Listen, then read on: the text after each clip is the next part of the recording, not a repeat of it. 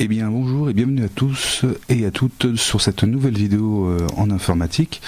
Aujourd'hui la petite vidéo du dimanche donc sur le Raspberry Pi, eh bien j'ai fabriqué un métronome électronique. Alors ça faisait bien longtemps que j'avais envie de réaliser ce projet parce que il s'agit d'un métronome visuel en fait, et j'en avais vu dans certains concerts. C'est très pratique quand il y a énormément de musiciens sur scène d'avoir ce type de métronome. Donc là c'est, on va dire, un essai un petit peu de laboratoire. Voilà à quoi il ressemble. Et je vais vous le mettre en route tout de suite, comme ça vous allez voir comment ça fonctionne. Donc là on est à un tempo qui est à peu près de 120, c'est ça, ouais. Donc la LED verte s'allume sur le temps, j'ai le petit effet de balancier avec les LED rouges, et puis j'ai un buzzer que normalement vous devez réussir à peu près à entendre, donc qui fait le son du clic, quoi, tout simplement. Alors c'est très pratique, et voici le programme donc que j'ai réalisé pour pouvoir faire ce clic visuel, et je vous le mettrai donc en commentaire de cette vidéo. Alors on pourrait l'améliorer, hein, je vois bien d'autres façons de le faire, mais là ça faisait plusieurs fois que je le recommençais, donc du coup j'ai fait une version très basique. Alors dans cette version basique, tout simplement j'importe les maths, on verra plus tard pourquoi. J'importe le temps parce qu'on a besoin de temps de pause. J'importe la librairie GPIO 0. Alors la librairie là, vous pouvez la trouver, elle est de base hein, dans Python 3 je pense, ou dans Python 3 Raspberry en tous les cas, et autrement vous pouvez trouver les documents sur cette documentation sur internet. Elle est assez complète, la documentation qu'on trouve sur internet. J'ai donc importé Tone, ça c'est pour avoir une note pour mon métronome, donc pour mon buzzer.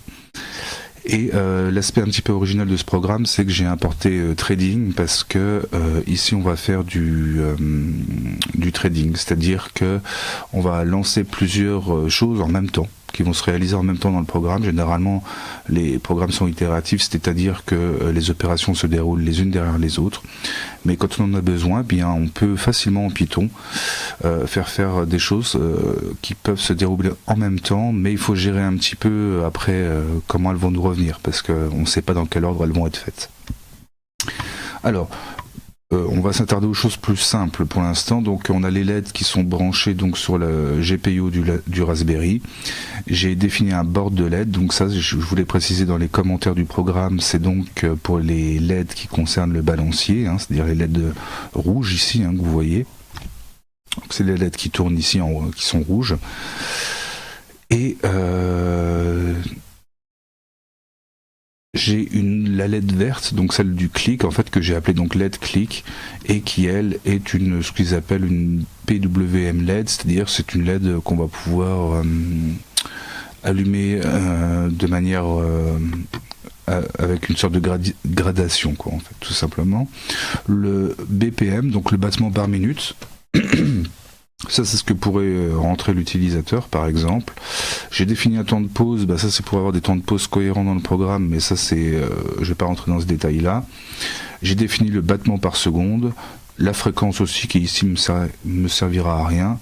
Le nombre de LED au départ c'était pour travailler sur quelque chose qui travaille avec le nombre de LED, mais finalement c'est une constante dont je me sers plus tard. Et je déclare donc le bip comme un tonal buzzer, et je lui donne la pin 16. La mesure est déclarée à 4 temps, et on démarre avec t au temps égale 0. Et un petit facteur correctif, en fait, je vous montrerai plus tard à quoi ça sert. Parce que pour le mouvement de balancier, donc j'ai défini une fonction qui s'appelle light pendule. Donc ça c'est le pendule, l'espèce de balancier.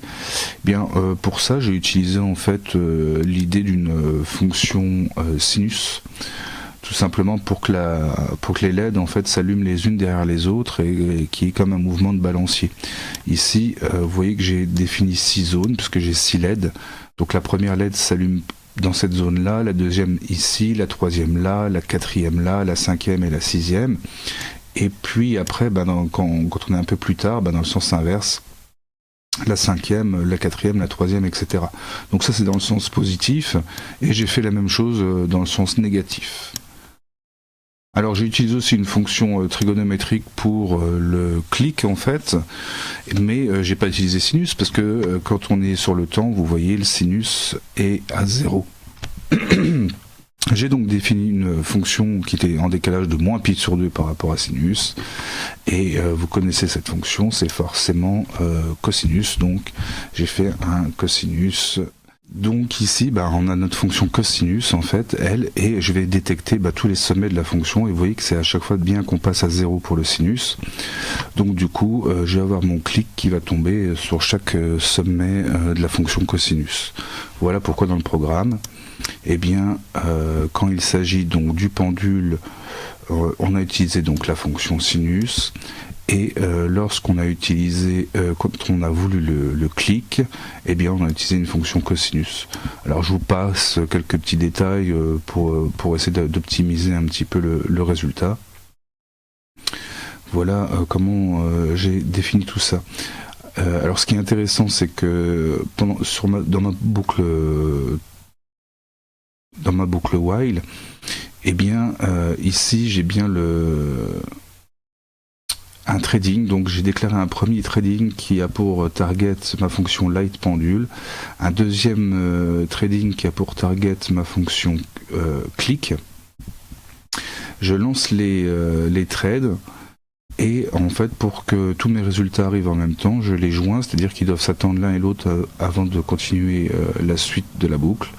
Et ici on arrive sur un petit temps de pause, donc que j'ai défini à l'utilisation du programme.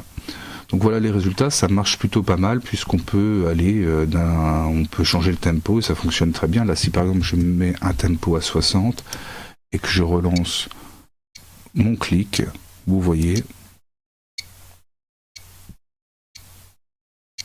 ça fonctionne parfaitement. Et puis je peux mettre un tempo beaucoup plus élevé, on peut aller sur du 160. C'est déjà pas mal, 160. Qu'est-ce que ça donne?